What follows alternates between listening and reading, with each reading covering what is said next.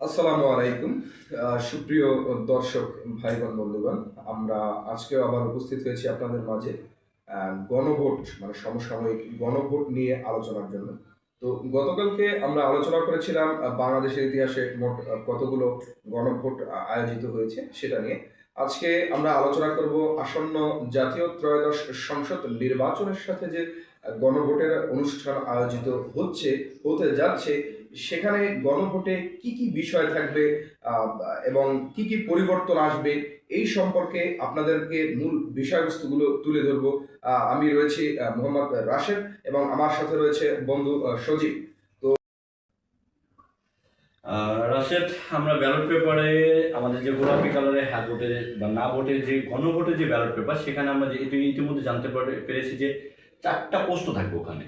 হ্যাঁ। আসলে সে 4টা প্রশ্ন কি কি থাকছে, সে প্রশ্ন 4টা যদি আপনি বলতেন বা সাথে যদি উত্তরটা আমাদেরকে একটু জানতেন।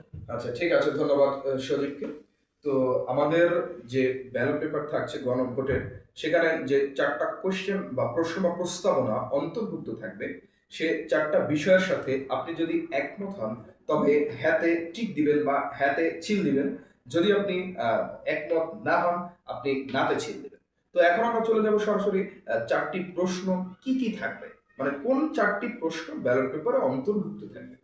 প্রথম প্রশ্নটা হচ্ছে যে প্রথম যে বিষয়টা বা প্রস্তাবনাটা হচ্ছে যে তত্ত্বাবধায়ক সরকার, নির্বাচন কমিশন এবং সাংবিধানিক প্রতিষ্ঠান কোন প্রক্রিয়া গঠিত হবে। অর্থাৎ আপনি কি চান যে তত্ত্বাবধায়ক সরকার, নির্বাচন কমিশন এবং সাংবিধানিক প্রতিষ্ঠানগুলো জুলাই সনদে বর্ণিত প্রক্রিয়া গঠিত হোক?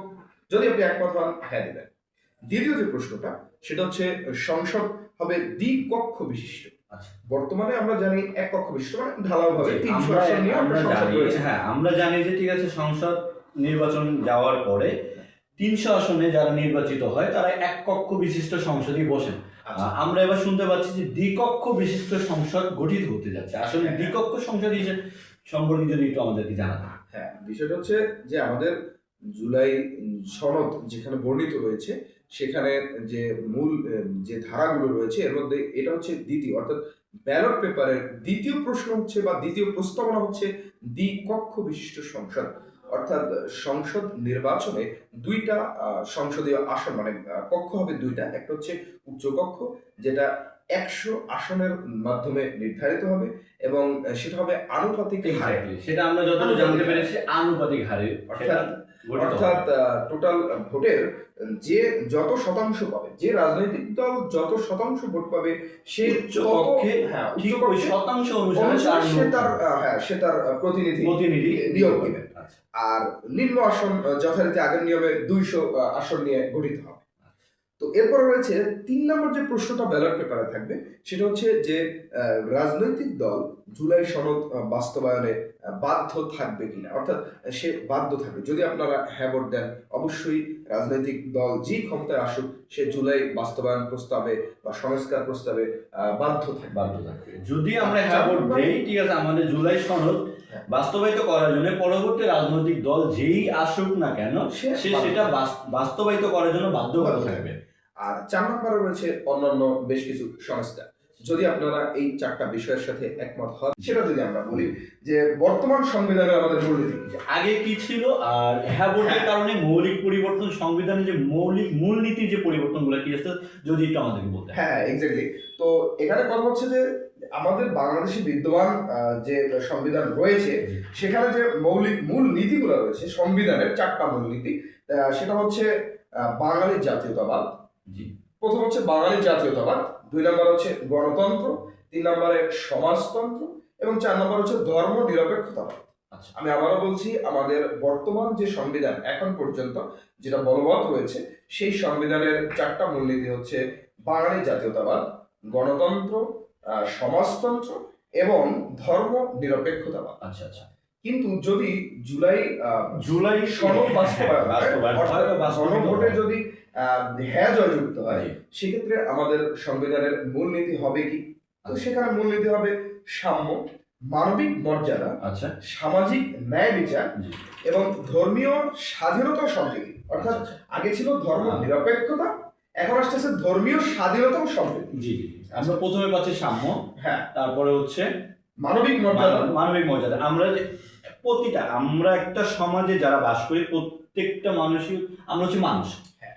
সবার ঊর্ধ্বে মানুষ। হ্যাঁ। আমাদের যে মর্যাদা, ঠিক আছে, আমরা ক্ষুদ্র নিগোষ্ঠী হই বা আমরা সংখ্যাগরিষ্ঠ হই, যেই হই না কেন, আমাদের মানুষ হিসাবে গণ্য করে সেটা সম্পূর্ণভাবে পূর্ণ একটা রূপ দিতে হবে। আচ্ছা, সেই জিনিসগুলো মানে সেটাই উল্লেখ করা হয়েছে যে সাম্য, মানবিক মর্যাদা, জি। তারপর হচ্ছে সামাজিক ন্যায় বিচার হ্যাঁ। ও ধর্মীয় স্বাধীনতা সমৃদ্ধি। আচ্ছা, এখন আর যে সংবিধানের যে পরিবর্তনগুলো কি হবে আমি আপনাকে বলি, যে একটা উদাহরণ সহকারে বললে ভালো হবে, দর্শকদের বুঝতে সুবিধা হবে। জি। বিষয়টা হচ্ছে আমাদের সংবিধানে এখন উল্লেখ করা আছে যে রাষ্ট্রভাষা বাংলা, মানে জি। বাংলাদেশে একটা ভাষায় স্বীকৃতি দেওয়া আছে। বাংলাদেশের রাষ্ট্রভাষা হিসেবে একটা একটা ভাষায় স্বীকৃতি দেওয়া হচ্ছে, সেটা হচ্ছে আমরা বাংলা। বাংলা। আর যেটার জন্য আমরা 1952 সালে স্বাধীনতা এই যে ভাষা আন্দোলন করেছিলাম। আচ্ছা, যাই হোক, তো এখন কথা হচ্ছে যে এই যে জুলাই সনদ কার্যকর হলে, অর্থাৎ গণভোটে হ্যাঁ জয়যুক্ত হলে জি।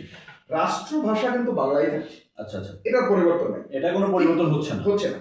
কিন্তু রাষ্ট্রভাষা বাংলা থাকবে, বাট আমাদের এই যে কিছু ক্ষুদ্র নৃগোষ্ঠী আছে, আমাদের আরো ভাই ও বন্ধুরা আছে, ক্ষুদ্র নৃগোষ্ঠী আছে, তারপরে অন্যান্য সম্প্রদায় রয়েছে, তাদের কিন্তু দেখবেন আপনি লক্ষ্য করে যে মাতৃভাষা রয়েছে, তাদের কিন্তু আলাদা নিজস্ব একটা ভাষা রয়েছে, কথোপকথনের একটা মাধ্যম তো তাদের আছে। যদি জুলাই সনদ কার্যকর হয়, জি। তাদের এই ভাষা কিন্তু স্বীকৃতি দেওয়া হবে। আচ্ছা আচ্ছা, মানে তারা তাদের ভাষার স্বীকৃতি সাংবিধানিকভাবে স্বীকৃতি দেওয়া হবে। আপনি বলতে চাচ্ছেন যে জুলাই যদি হ্যাঁ জয়যুক্ত হয়, আমাদের যদি, ঠিক আছে, গণভোটটা যদি হ্যাঁ যুক্ত হয়, তাহলে তার মধ্যে তাদের যে ভাষাটা আছে সেটা আমরা সাংবিধানিক একটা স্বীকৃতি দিচ্ছি। ঠিক বলেছেন আপনি।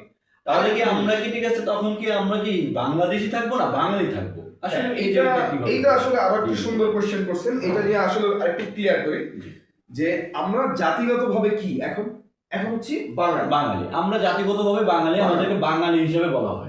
কিন্তু যখন হ্যাঁ জয়যুক্ত হবে তখন কিন্তু আর আমরা জাতিগতভাবে বাঙালি, তখন আমরা হয়ে যাব বাংলাদেশি। এক্স্যাক্টলি, হ্যাঁ, মানে এখন দেখেন আপনি যদি যারা ক্ষুদ্র নৃগোষ্ঠী রয়েছে, আদিবাসী বলি যাদেরকে, তারা কি বাংলায় কথা না বললে বাঙালি না?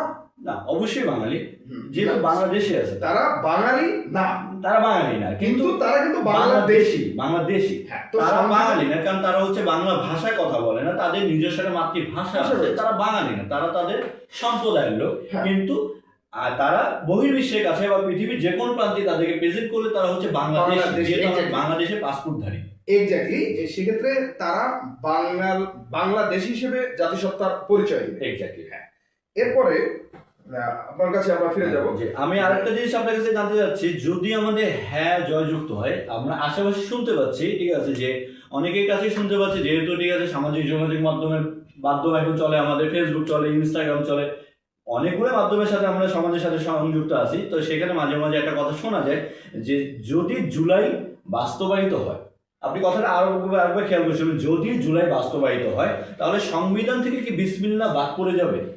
না, আসলে আমরা যতদূর জানি যে জুলাই সনদে 84টি সংস্কার প্রস্তাব রয়েছে, সেখানে বিসমিল্লাহ বাদ পড়বে কিংবা গুরুত্বপূর্ণ কোনো পরিবর্তন ওইভাবে যেটা আসলে মানুষের নজরে আসার মতো বা কিংবা আপত্তিকর, এই ধরনের কোনো প্রস্তাবনা 84টা সংস্কার প্রস্তাবের মধ্যে নেই। এ নিয়ে কেউ আশা করছি বিভ্রান্ত হবেন না এবং গুজব ছড়াবেন না। কোনো তথ্য সোশ্যাল মিডিয়ায় ছড়ানোর আগে অবশ্যই সেটাই ভালোভাবে যাচাই করে নেবেন। তো আরেকটা জিনিস আপনাদেরকে বলতে চাই যে জুলাই সনদ যদি বাস্তবায়িত হয়, আমাদের 1971 সালের যে মহান মুক্তিযুদ্ধ সেটাকে অস্বীকার করা হবে না। আসলে বাংলাদেশের ভিত্তি বলতে গেলে 1947, 52, 71, 24 সবগুলোই বাংলাদেশের ভিত্তি। বাংলাদেশে এক একটা পর্যায়ে এক একটা জায়গায় এসে এক একটা গণ আন্দোলন হয়েছে, অভ্যুত্থান হয়েছে, মানুষ অধিকার আদায়ের জন্য কথা বলেছে, তো সেগুলো আসলেই থাকবে, সেগুলো অস্বীকার করার মতো সুযোগ নেই। আরেকটা জিনিস হচ্ছে যে যদি জুলাই সনদ বাস্তবায়িত হয়, অর্থাৎ গণভোটে হ্যাঁ জয়যুক্ত হয়, আরেকটা জিনিস পরিবর্তন হবে কি, সেটা হচ্ছে আমাদের বর্তমান সংবিধানে 22টি মৌলিক অধিকারের কথা উল্লেখ করা আছে, 22টি। সেই 22টি তো থাকছেই, পাশাপাশি আরেকটা নতুন মৌলিক অধিকার যোগ হবে, এবং সেটা হচ্ছে নাগরিকের নিরবিচ্ছিন্ন ইন্টারনেট সুবিধা। অর্থাৎ আপনি সরকার চাইলেই তার ক্ষমতা বলে ইন্টারনেট থেকে জনগণকে বিচ্ছিন্ন করতে পারবে না। জি এবং পাশাপাশি জনগণের যে তথ্য রয়েছে, জি ব্যক্তিগত যত তথ্য আছে সেগুলো নিরাপত্তা দিতে হবে, অর্থাৎ তথ্য কোনো ক্রমে ফাঁস কিংবা গোপনীয়তা রক্ষা করতে হবে, কোনোভাবেই ফাঁস করা যাবে না, তথ্যের অপব্যবহার করা যাবে না। জি রাশেদ, আপনি বলতে যাচ্ছেন যে ঠিক আছে আমাদের সংবিধানে যে আগে যে মৌলিক যে 22টি অধিকার ছিল সেখানে আমাদের যদি গণভোট এবার হ্যাঁ যুক্ত হয় তাহলে আরো একটা অধিকার সংযুক্ত হচ্ছে, সেটা হচ্ছে আমাদের ইন্টারনেট সেবা। সেটা কিছুদিন আগে বা অনেক সময় আমরা দেখেছি ঠিক আছে আমাদের ইন্টারনেট সেবা ব্যাহত হচ্ছে, ঠিক আছে আমাদেরকে ঠিক আছে ইন্টারনেট শাটডাউন করে দেওয়া হচ্ছে, ঠিক আছে। যদি মৌলিক যে চাহিদাগুলো আমাদের 22টার সাথে আরো একটা অ্যাড হবে, সেখানে হচ্ছে আমাদের এটা নিরবিচ্ছিন্নভাবে দিতে হবে। সেটা যে সরকার থাকুক সে চাইলেই সেটা বন্ধ করতে পারবে না, চাইলেই তার ইচ্ছা স্বাধীনতায় সে সেটা ব্যবহার করতে পারবে না। আর আমাদের যে একটা আমরা যে বাংলাদেশে আমাদের প্রত্যেকের একটা আইডেন্টিটি আছে, আমাদের পার্থক্য, আমাদের নিজস্ব একটা পরিচয় আছে, সেটা চাইলেই সে কাউকে দিতে পারবে না। সে চাইলেই সেটা দিয়ে ঠিক আছে কোনো অকারেন্স করতে পারবে না। সেটা আমার রাষ্ট্রের কাছে আমার যে পরিচয় সেটা প্রত্যেকটা রাষ্ট্রের প্রত্যেকটা নাগরিকের যথেষ্ট সুরক্ষা দিতে হবে।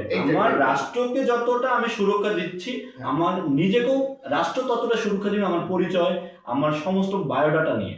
সেটাও আপনি যেটা বললেন যে সেটাও সুরক্ষিত থাকবে। এবারে ঠিক আছে 23 নম্বর। তো দর্শক